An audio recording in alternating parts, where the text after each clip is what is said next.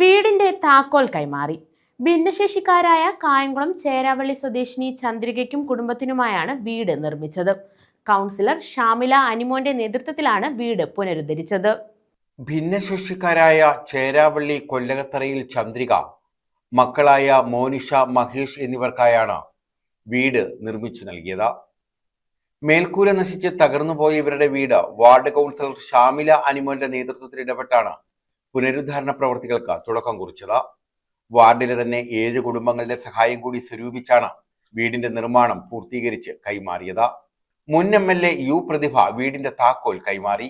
വീട് പൂർത്തീകരണത്തിന് സഹായം നൽകിയ സലീന ഫാസിൽ, ഷഹുബാനത്ത് സിയാർ, മായ സുനിൽ, പ്രസന്നൻ, ഷാജു, ഫൈസൽ, നസീർ, ഷീബ, അനിമോൻ എന്നിവരെ യു പ്രതിഭ ആദരിച്ചു.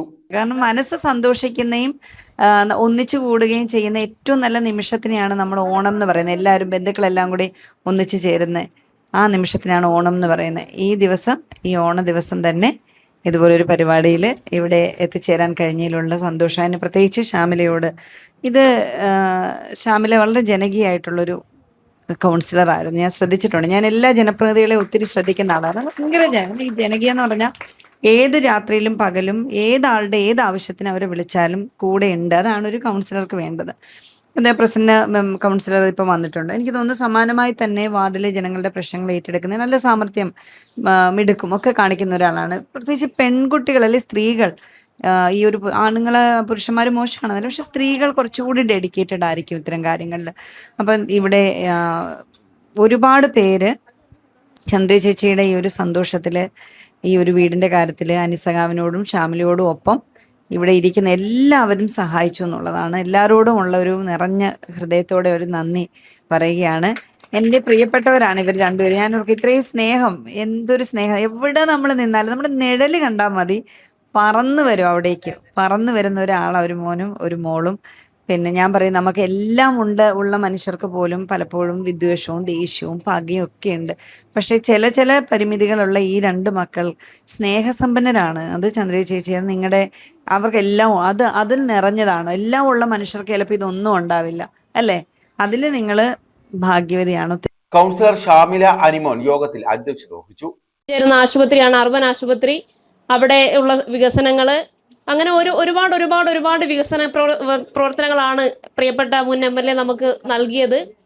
ഇവിടെ MLA വന്നതിൻ്റെ കാര്യമൊക്കെ ഞാൻ പുറകെ പറയാം. അപ്പം അങ്ങനെ വന്നപ്പോൾ നമുക്കറിയാം, ചന്ദ്രിക ചേച്ചിയും മക്കളും ഞാൻ കണ്ട നാൾ മുതൽ, അല്ലെ നിങ്ങളൊക്കെ കാണുന്ന നാൾ മുതൽ, ഈ അമ്മയും മക്കളും ഇങ്ങനെ നടന്ന് റോഡിലൂടെ പോവുകയും അമ്പലങ്ങളിൽ നിന്നോ മറ്റുള്ളിടത്തു നിന്നോ ഒക്കെ ഭക്ഷണം വാങ്ങിക്കഴിക്കുകയും അങ്ങനെ നടന്നു പോകുന്ന ഒരു സാഹചര്യമാണ് ആദ്യഘട്ടത്തിൽ ഞാൻ കാണുന്നത്. അതിനുശേഷം കൂടുതൽ അടുത്ത് ഇടപഴകുമ്പോൾ അവരുടെ വീട് പൊളിഞ്ഞ ഒരു സാഹചര്യമാണ്. അങ്ങനെ മഴയൊക്കെ പെയ്യുമ്പം ശ്യാമല ചേച്ചി മഴ പെയ്യുന്നു ചോരുന്നു എന്നൊക്കെ പറഞ്ഞ് എന്നെ കിടന്ന് വിളിക്കും. ഇവിടെ പങ്കെടുത്തുകൊണ്ടിരിക്കുന്ന ഒരുപാട് പേര് പങ്കെടുക്കുന്നതിന് പറയും, പേര് പറഞ്ഞില്ല, കുഞ്ചാക്കോ അച്ചാനുണ്ട്, രാകേഷ് സഖാവ് ഉണ്ട്, പ്രസന്നൻ ചേട്ടൻ, സാജുക്ക, എല്ലാവരും നമുക്ക് ഈ സംരംഭത്തിന് വേണ്ടി സഹായിച്ചവർ അതെല്ലാം ഉണ്ട്. എല്ലാവരെയും ഞാൻ ആദ്യം തന്നെ സ്വാഗതം ആശംസിക്കുകയാണ്. കുറച്ച് തിരക്കുള്ളത് കൊണ്ട് പെട്ടെന്ന് ഞാനങ്ങ് പറഞ്ഞു പോയതാണ്. അങ്ങനെ ചന്ദ്രിക ചേച്ചിയും മക്കളും ഇതുപോലെ കഴിഞ്ഞ 2018 നമുക്കൊരു പ്രളയമുണ്ടായി. അന്ന് നമ്മുടെ ഈ തോട് കവിഞ്ഞ് നമുക്ക് നല്ല രീതിയിൽ വെള്ളം കയറി. അതിനുശേഷം പിന്നീട് വീണ്ടും ഒരു 2021 തോന്നുന്നു, വീണ്ടും ഒരു 24 ഒരു മഴ നല്ല രീതിയിൽ കയറി. ഇവരുടെ വീട് മേളിൽ നിന്ന് നല്ല രീതിയിൽ അടന്നുപോയി.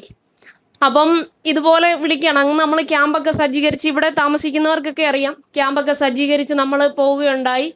അങ്ങനെയാണ് ഇവരുടെ വീട് പൊളിഞ്ഞു പോയി നമുക്കൊരു മെയിൻ്റനൻസ് നടത്തണമെന്നുള്ള ആവശ്യകത വന്നത്. അപ്പം ADS ബിന്ദുലാൽ സ്വാഗതം പറഞ്ഞു. Councillor Prasanna, CPI town south local committee secretary Sreekumar, AIYF മണ്ഡലം secretary Rakesh, Safiyath, Girija, CDS ADS ഭാരവാഹികൾ തുടങ്ങിയവർ പങ്കെടുത്തു.